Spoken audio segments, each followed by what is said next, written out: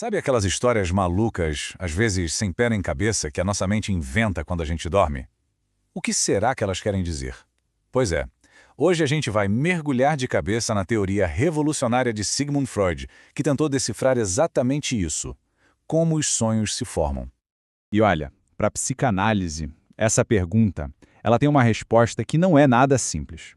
A ideia aqui não é prever o futuro, não tem nada a ver com isso. É sobre escutar o que o nosso passado e o nosso presente estão tentando dizer através desses sonhos. Então, para Freud, um sonho nunca é só o que parece ser. Lá em 1900, no livro dele que mudou tudo, A Interpretação dos Sonhos, ele soltou uma ideia que era super radical para a época. Os sonhos, na verdade, são a realização disfarçada de um desejo reprimido.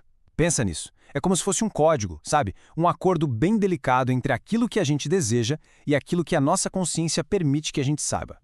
Ok, vamos começar pelo começo, né? Pela superfície. Aquela história que a gente conta de manhã quando acorda, a parte que a gente de fato consegue lembrar.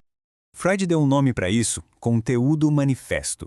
É basicamente o filme que a gente assiste dormindo, sabe? As cenas, os personagens, toda aquela sequência de acontecimentos que muitas vezes não faz sentido nenhum, é confusa, ilógica, às vezes até meio angustiante. E isso pode ser qualquer coisa mesmo, desde aquele sonho clássico de estar fazendo uma prova e não saber nada, até encontrar gente que nunca vimos na vida. Só que isso aí é só a ponta do iceberg. Porque o ponto-chave aqui, a grande sacada de Freud, é que essa história que a gente lembra é só um disfarce. Uma cortina de fumaça mesmo, escondendo algo muito, mas muito mais profundo e importante. E é aqui que a coisa fica interessante. Essa é a distinção central que o Freud faz. Por baixo do conteúdo manifesto, que é essa fachada, existe o que ele chamou de conteúdo latente. E o que é isso? São os pensamentos, as memórias, os desejos inconscientes. Essa é a verdadeira matéria-prima do sonho.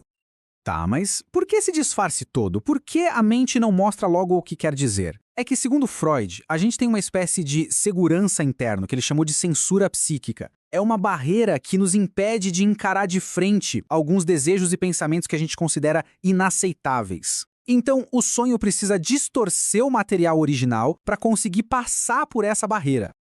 Ok, mas como é que essa transformação acontece? Como o significado é escondido? A nossa mente usa algumas ferramentas bem específicas nessa fábrica de sonhos para criar esse disfarce que, convenhamos, é genial. Freud batizou esse processo de trabalho do sonho. Pensa nele como uma operação de codificação bem complexa, que usa principalmente dois mecanismos para transformar a mensagem original. O primeiro mecanismo é a condensação.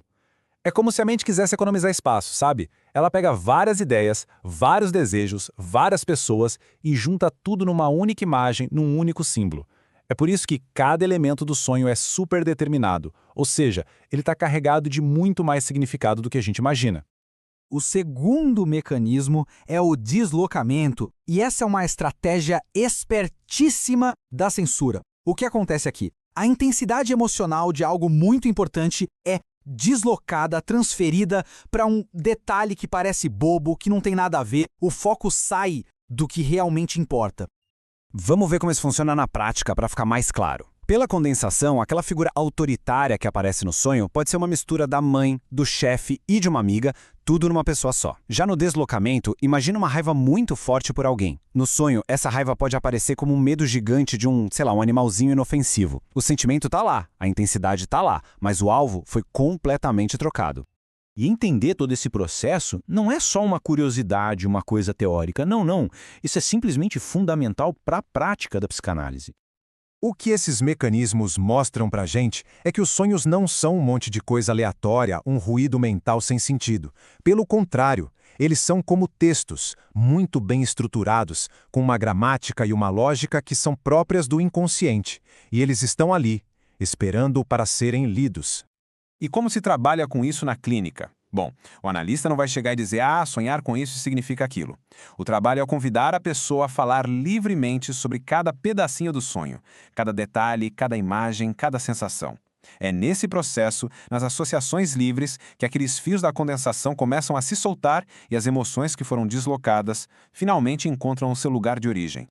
Então, o objetivo nunca, jamais é pegar um dicionário de sonhos com significados prontos. A ética do trabalho é justamente ajudar a pessoa a encontrar a sua própria chave, a chave única que abre o sentido dos seus próprios sonhos. Porque, no final das contas, o sonho é sempre uma produção única, pessoal, sobre a verdade de cada um.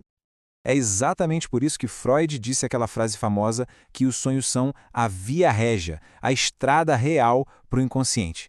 Eles não são só fantasias que a gente tem à noite, são, na verdade, um acesso privilegiado a um lugar profundo nosso. Um acesso que, ao mesmo tempo que disfarça, também revela. Revela o desejo que nos move e a verdade mais profunda sobre quem a gente é.